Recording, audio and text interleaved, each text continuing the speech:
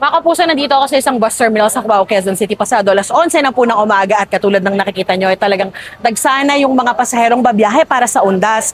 Ito po ang sitwasyon ng pila ngayon, nagkaliko-liko na sa sobrang haba. Oras yung hinihintay ng mga pasaherong pumupunta rito para lang makabiyahe.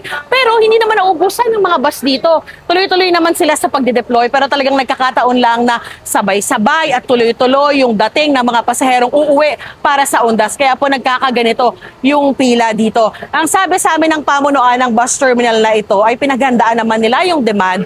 Kaya tuloy-tuloy din yung dating ng mga bus at kahit abutin sila ng madaling araw ay makakabiyahe naman daw po yung mga pasaherong naghihintay dito. Yan yung patuloy nating babantayan. Sa ngayon, yan ang latest mula rito sa Cubao, Quezon City, mga kapuso. Patuloy po kayong tumutok sa special live stream coverage ng GMA Integrated News at GMA Regional TV sa amin pong official Facebook at YouTube accounts.